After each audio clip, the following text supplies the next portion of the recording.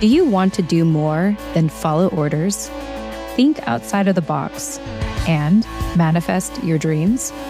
Then you've come to the right show. Welcome to the award-winning podcast, Holding Down the Fort by U.S. VetWealth.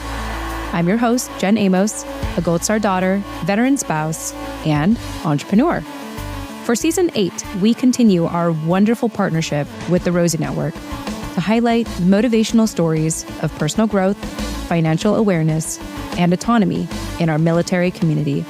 We're also excited to showcase our partnership with Blue Water Advisors. Well, we have a lot in store for you this season, so let's get started.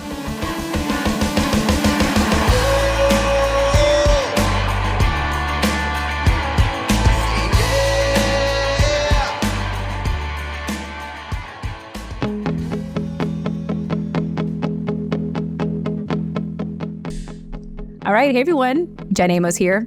It's Thursday. It's our second Thursday this season. And if you're listening to our show for the first time, just know that this episode is part 2 to the episode we did, episode 181. This is now episode 183. Every Thursdays, we are now releasing a replay of the live show that my husband does for our YouTube channel, which you can subscribe to at username USVWTV. That's US VetWealth TV, USVWTV. A little backstory about this live show, in case this is your first episode watching, is that the purpose of sharing these replays is 1, so I can take a break as a host to focus on other initiatives in our company, and 2, to give you all a glimpse into the Jen and Scott world and our ever-evolving entrepreneurial journey here at US VetWealth. And most importantly, if you're looking for a palate cleanser from all the entrepreneurial stories that you're going to be listening to that releases every Mondays, Thursdays is your opportunity to listen to stories about career progression for military retirees that are seeking employment in post-military. So, it's interesting because throughout the years, it had been important for me to, encourage and impress upon people in our military community to pursue entrepreneurship. I have a million reasons as to why I love it, why I have been in this life for going 14 years now. And however, I know that not everyone is inclined to pursue entrepreneurship. And so it's my hope now that with this season, we have a good balance of entrepreneurial stories and employment stories. No shame, no shame in trying to pursue like what most of us need to pursue, getting an immediate paycheck after the military. We obviously completely understand that. And that is why we're so fortunate to be partnering up with the CEO of Blue Water Advisors, Mike Wallace, to talk about career progression for military retirees seeking employment. Now, keep in mind that these are replays, so events and updates may be outdated, but my hope is that you capture the heart of what we're trying to accomplish here.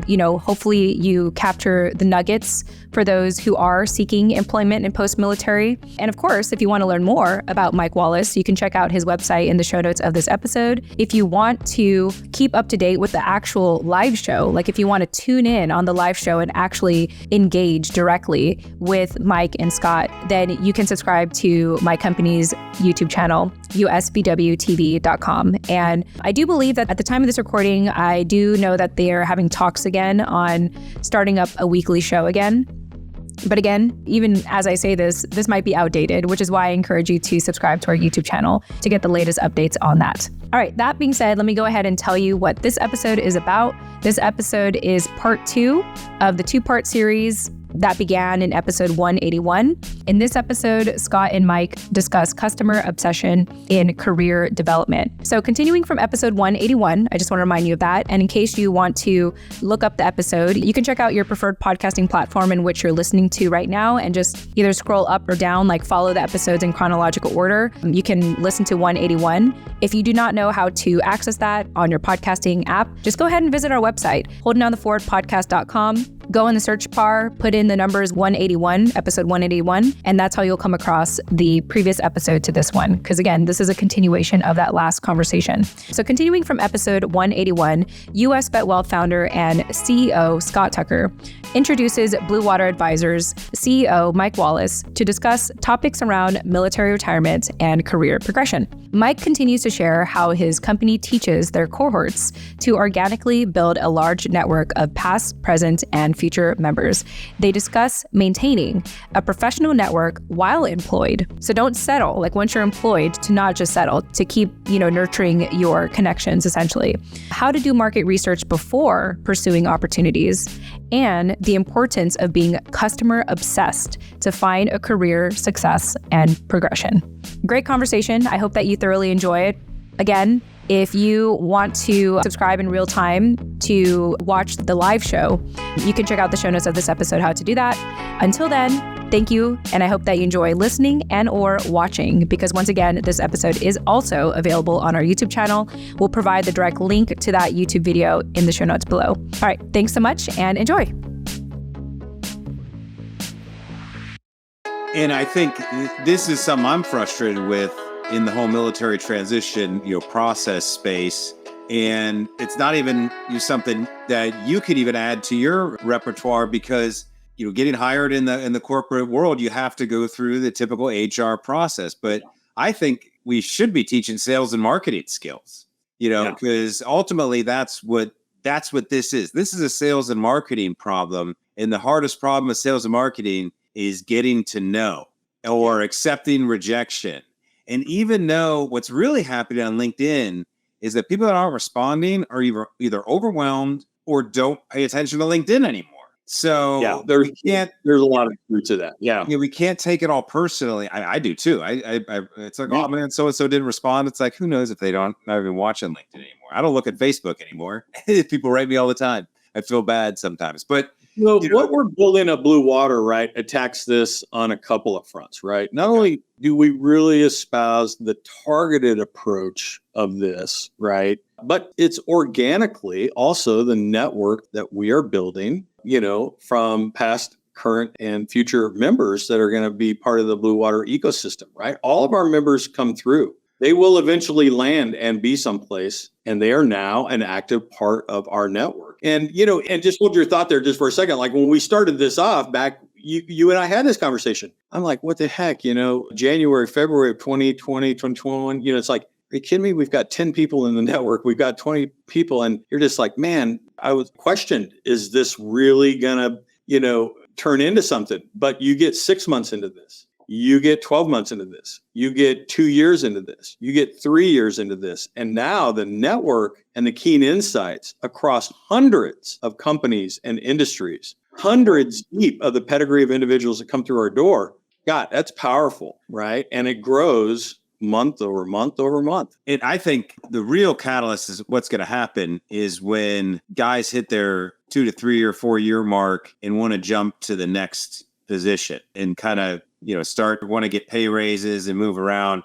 When you start having your network introduce people, because once they start becoming someone of influence and they're like, well, hey, now I'm hiring people. Who am I going to hire? So here's what I was just thinking a second ago. We were just doing the search feature. So what I do on LinkedIn, and this is what I want to do. If you saw my battle rhythm that I posted, I want to do a LinkedIn power hour. And I was thinking Fridays at lunchtime, kind of just open invite. We're going to do it private inside the portal, but we'll talk like inside baseball on LinkedIn strategies. And there's no right or wrong. Sometimes you got to do the direct outreach approach and doing the filters and stuff. Sometimes there's some other stuff you can do. But what I was thinking just now is, well, why not? What if you could create either I don't know if it would be a certificate. We'd have to look at the LinkedIn platform, but quite frankly, you could just say that anybody who went through your program is a Blue Water graduate and add them, and they could add that to their experience on their profile. Or maybe you have them added as a school. So now when you tell your new students coming in, the first thing they add as a search is Blue Water graduate, right? Blue Water certified members. Yeah. Something along those lines, because sooner or later you're going to have over 1,000 people. Well, we're really excited about this. So that's a great segue. Stay tuned, right? For members, Blue Water Digital, we're working hard to make that a reality, right? And turn that platform with our IT partners here locally. We're pursuing a lot of those options. So we're not just sitting back and just, letting our members just be the recipient of just a message or content or whatever. Man, we are pushing the edge of this envelope. We are taking full advantage of our members, right? Where they're at, their keen insights, their landing reports, their insight on just how they found success specifically at a particular company or within an industry, right? That's the power of Blue Water, right? And we're just excited to continue to build that, month over month over month. And we've reached a point, right, as we start getting close to starting our fourth year, numbers start to kind of mean something, right? I mean, the numbers and the volume of individuals that are through who have found success, who are now part of the expanded network, who are waiting, right, for new members to plug in with them so that they can have an opportunity to assist those new members in finding their success, right? That's truly at the heart of what it is we're trying to build. Well, actually, Greg just asked us a question, and this kind of, again, also segues into what we were talking about. Like, hey, if you're already, at a job, but how do we do this networking thing while we're still employed? So I'll just read Greg's question. Greg is, here in the local area, a West Point grad as well, 2001 grad. I knew him. Had a good starter civilian job. So he got out a couple years ago, had a network in the specialty, but that's not being supported by the company and ready to move on in the network, but, still employed on LinkedIn. I kind of think here, LinkedIn is a networking event in and of itself. It's 24/7 and, you're allowed to have a conversation with somebody at all times. And, how you reach out, whether you're doing one-on-one or being official about it, that's one of the things I think that's underutilized on LinkedIn is building out the kind of personal brand and not making it about your specialty, but making it more about your personality. That way people kind of just get to know you for other reasons. And then eventually kind of go, oh, what are you doing? What do you like to do? Now that takes more time, takes more dedication. You don't always have the ability to kind of do that when you have a full-time job as well. But those are my 2 cents. I just wanted to see, Mike, if this has come up at all for you yet in your graduates. 2 things come to mind, right? And I'm not sure, I'd love to talk to Greg offline and kind of get his specifics. But, one of the tendencies that we see with our members when they do land at their first success, the first thing they want to do is just drop the pack. I've got a job. I'm done. Right. I mean, that's kind of their mindset. Yeah. Right? I've arrived and I'm done. And that's the people that stop being active on LinkedIn. Yeah, exactly. And I'm saying, no. And I say, you think building your network that assisted you in achieving and helping find success was time consuming or hard this time? Try building it, not touching it for 3 years and then trying to go back to it. Your network is people, right? And people don't forget that, right? And earning trust and maintaining trust and confidence with your network, you have to vest into it. And so I'm not sure if that was, where Greg landed there or not. I would love to talk to him about it. But, it sounded like he had built a little bit of a network in there. And now he's going to be pursuing something new, perhaps is what it sounds like. Maybe not exactly, in alignment with where he's at right now. Yeah, Greg, I would just encourage you to start doing what we refer to as your market analysis phase. Like, what are those industries and companies that are out there that you're interested in? And you got to do a little bit of due diligence in those areas first. Once you start to narrow that down and find those good fits that align with your personal mission, vision, and priorities, right? Then you get busy at, the big game hunting, right? You're setting your sights on companies like that. And then that's when you could reach out to an organization like Blue Water. You'd say, hey, Mike, do we know anybody at Deloitte or Ernst & Young? I really want to get into, a consulting advisory company like this. And I was wondering if you might be able to make some introductions. The answer is yes. We have a lot of members there. We're happy to kind of make those initial connections. But members can also, as we just walked through, Scott, can help themselves out in that regard, right? By deep diving those companies, looking for individuals for those things that you can filter out, that you have things in common with those individuals, right? And you can pursue conversations out there. And one of the keys to networking is, and you get this, and people that have done this realize that a lot of our members aren't experienced at networking. While, you get smiles on their faces while they're looking for their next success. And while they are looking for their next job, you never ask for one, right? And that's the hat trick in networking, right? I mean, you work so hard to build a relationship and have a conversation with somebody. it's almost backwards. It's almost ironic that the key to and success in networking is you're never asking for anything. You're almost looking for an opportunity to do something. Right? There you go. You're looking for a window of opportunity to demonstrate your level of understanding or an assessment of the skills that you have that may be a good fit here, but you're not going to say, hey, what job do you have? And I really want to talk to you about getting hired. And people are defensive animals at that point, right? But you want to get your foot in the door and really get them to talk about themselves, right? And that is your in. That is. So let me ask you this, because I've always been curious about this as a strategy that knocks out. And this is, again, when it comes into learning sales and marketing skill sets, it's all about communication. Sure. Are you communicating, well enough, your skills, your values, and what you even want? Do you communicate with yourself what you even want? And I think that's the thing we forget to do often, coming out of the military. Again, back to that question, what do I want to do when I grow up? Also means, what's even available given, what I did in the military. And when we aren't quite sure if we've got the right certifications to do the thing we either want to do or that we're going to get paid well for, as part of the research, I always thought a neat idea would be to just do interviews, like literal interviews, like we're doing right now, and showcase the individuals at those companies. Now, the trick would be on LinkedIn is trying to figure out who wants to talk about themselves at that company. Sure. And so going in without any pretense that you're even employable, just saying, hey, I noticed your post on LinkedIn. I like what you talk about. Sounds like you do good work and you like hiring veterans, whatever. I'm doing research about all sorts of different companies. I'm going through my own retirement myself.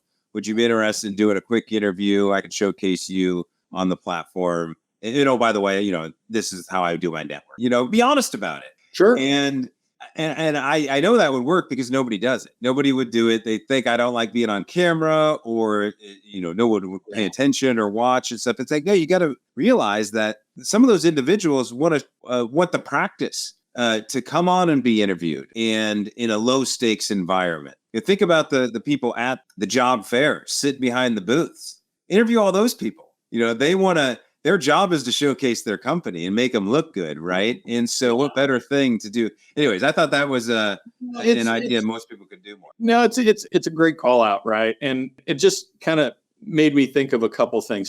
There's two things that when I see our members pursuing this, that I just makes me take a knee. The first thing is, those little banners people put around their name, it says open to work, or, hey, look at me, I need help, right? I can't, it's like I'm falling, I can't get up, that kind of thing. We've actually done a little research on that, right? And for the pedigree of individuals that come through Blue Water, we highly encourage individuals not to put that banner up, right? And for a couple of reasons. One primarily is that, it may garner some attention from the ocean of goodwill that it's out there. 9 times out of 10, it's not the type of attention that the members are looking for, right? I mean, it's the pursuit that they are looking for. That's not who's going to come knocking. And the fact of the matter is, we want our members to take charge. Part of our process is, I think you're really getting it. This is a targeted approach. We're going to do your homework, and you're going to track. You're going to find. It's like hunting big game. I mean, this is what this is, right? And you're going to do this. Again, the other thing that just makes me take a knee, and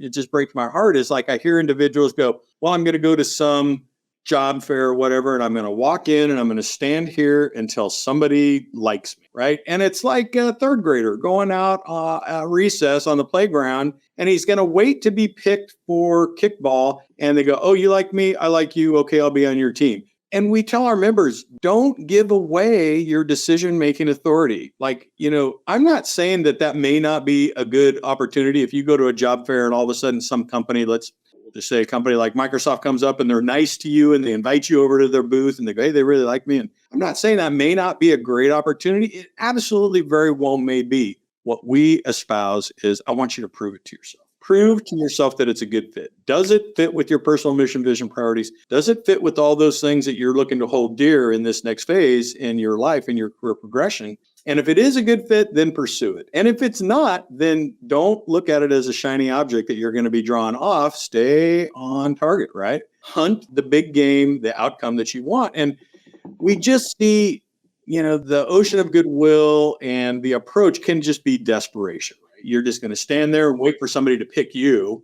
And the statistics, the statistics often, right? It is not a good fit. And the one thing we look at our membership, and the one thing, if I could stereotypically say, we know our members. We understand who our members are. The fact of the matter is, if it is a bad fit and they are unfulfilled and they're not happy there, they will leave.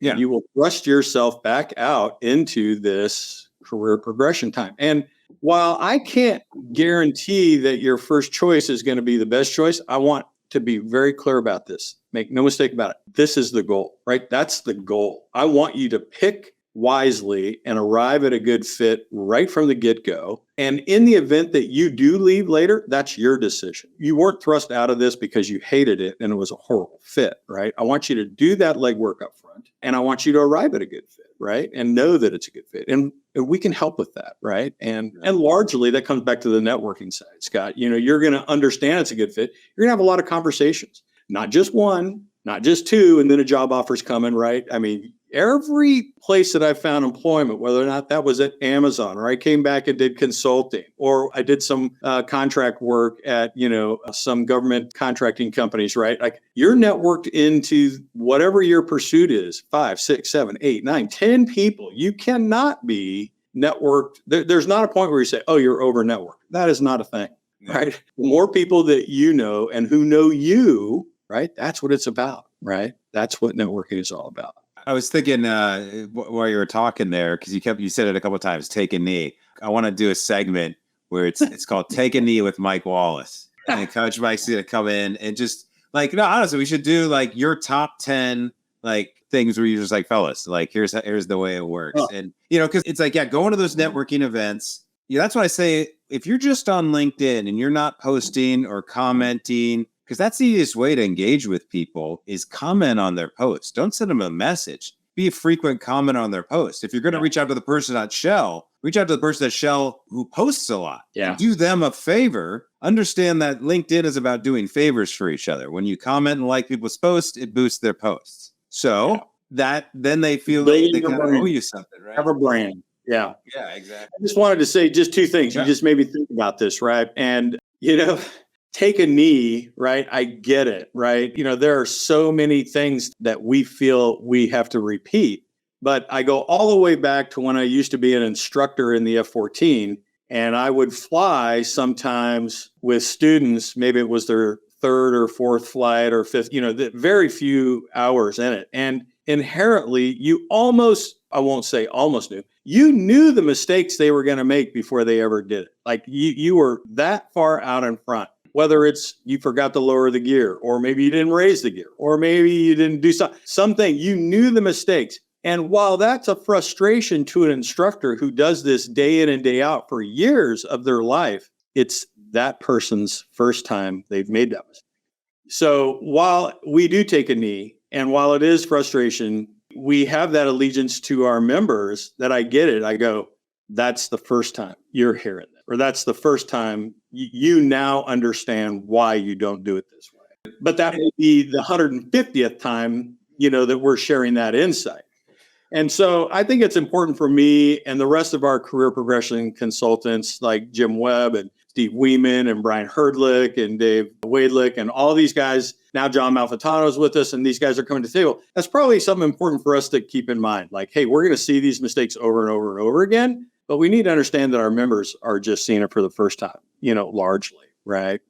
If that makes sense, right? No, absolutely. And ultimately, that's why you're the guy to know, because not just the other people to know inside these organizations and to build out that network. I mean, that's the secret behind all this, everybody who's listening, is that Blue Water has set it up for you. I kind of jokingly call it an old boys network. Want to be all inclusive, but you get the pun. And so we just really appreciate you setting this up and offer the insights. And so, I think doing a Take a Knee every Tuesday with Mike, just to kind of share, maybe we can just go a little bit deeper into a particular thing, tell a story, and then answer questions as they come up. I love it. And we can go 15 minutes or 2 hours. Whatever. It just depends on how deep questions go. But Mike, it's about meeting the needs of our members, right, and navigating with them to their next success. And so we're I'm just floored that the trust and confidence that they bestow upon us to allow us to be a part of that, right? I never take that for granted, right? And so we reciprocate that we put our members' needs above all else, right? And we're very transparent about, our approach, the business, how it is we're growing. Ultimately, we're customer obsessed, right? And sound familiar from a time when I was at Amazon, right? The number one thing that company was, never lost sight of, is they were customer obsessed. Well, this makes all the sense in the world, right? I mean, our members are what make us successful. Why wouldn't I obsess over them? I want nothing more than for each and every one of them to find their next success. And then for us to be able to preserve those keen insights that they learned along the way, right? It just makes sense, right? It's an efficient approach. I mean, imagine if you and I could go back through a DOD, Department of Labor, Department of Defense, Veteran Affairs kind of multi-hatted, program like TAP. Could you imagine if TAP tracked everybody who'd been through TAP, their specifics, their background, where they landed, the successes and challenges that they learned along the way, what company and industry they were with, how they negotiated, their offer, what did the company extend to them? What did they negotiate? And ultimately, what did they arrive at? Like, if you knew all of that, think of the data and the insight you would have. Listen, for everybody listening, that's at the heart of what we're trying to build here at Blue Water. And it's not a fit for everybody. I tell our members, right? Hey, I hope you guys are excited about this. Welcome to the family. But if you are not a good mentor, and we have people, hey, Mike, I really love these insights. I'd love to plug in. Hey, but you know what? I just don't think I'm a good mentor. I just don't really think I'd be interested in kind of helping the next guy along. I go, you know what? This is probably not a good fit for you. That's not what we're building here, Scott. And you know that, right? We're building this program together. I want to build something that's going to be bigger than all of us, that's going to have these laser focused keen insights. And at some point in time, you are just going to have to recognize the data and the insight that we have, that you cannot, deny that this is delivering results and changing people's lives, right? This is what it's about. Yeah. Well, taking the lessons learned from those who went before is the smartest way to network, to compound the lessons learned. So no, you definitely set it up. And I think, the trust factor is there for you, because we can talk about your business model on another show, but you're not like a recruiting firm where you're just trying to get people through to get hired by such and such firm because they're going to give you a kickback or whatever. You're not tied in that way at all. It's truly, you're almost doing a research project, I would say, by the data you're gathering and taking your time to have only 10 people in a room, plus or minus, to give, very personal attention to everybody. And so it's only fair that I would think that people want to share their insights. And I think most people probably do as well. Because again, they're probably, whether it's, hey, I'm ready to move on, or the company needs you to move on because they ran out of money, and who gets laid off first. So we're aware of troubled economies ahead, or at least I hope we are. Maybe that's another topic as well. But well, cool, Mike. Well, hey, I know you're busy. That's fun. But yeah, though, for those listening, the idea here is, Mike and I just kind of want to chat and kind of update what's been going on in our space. We're talking to just tons of military retirees as senior leaders every day from both from what we do. And it only makes sense to kind of have those conversations overlap a little bit. But I'm being honest when I said, hey, Mike's message is the most valuable in the now. My message is useful along the way. But hey, when it comes to what do you want to do after the military, I know that that's where your head and mindset is. So I'm just glad that we can kind of give that platform to, continue those conversations online. So we'll continue that inside our portal. When you log in to get the book, you can get access to that. We've got a whole bunch of stuff in there. We'll see it live in there. But all right, Mike, where can people find you other than obviously on LinkedIn? Yeah, you can find us on our website, right? It's on the World Wide Web there, bluewater-advisors.com, right? We've got a great website. If you're interested in attending a cohort, we highly encourage you to lead turn that, right? In fact, I'm here to tell you, right? And we're already busy at scripting out our 2024 schedule. And so we got to get busy on that, and we'll release that hopefully as we get into Q4. So yeah, I'm excited to kind of know what's coming next there. Cause I've been talking to people in Europe and in California, and every time I mention you, they're like, oh, what we're doing. So that's another reason. Mike can't be everywhere. So another reason we want to, get him on these videos more. Got to get the word out. Yeah. People can chime in and learn that way. But cool. Well, we'll look forward to announcing those dates on future episodes. But Jen chimed in to say we did. Yeah, that's hot. Thanks, Jen. We appreciate it. Scott, you're a great host. Thanks for having me, man. I love doing these things with you. Yeah, I appreciate it. All right, everybody. See y'all next time. Good day, everybody.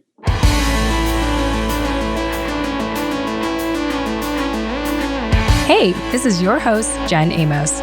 Thanks again for listening to today's episode of Holding Down the Fort by US VetWealth. Visit holdingdownthefortpodcast.com to access the full show notes of this episode, including resources mentioned and bonus content. Once again, that's holdingdownthefortpodcast.com. Lastly, stay after this outro music for something a little extra. Thanks again and chat soon. Bye for now.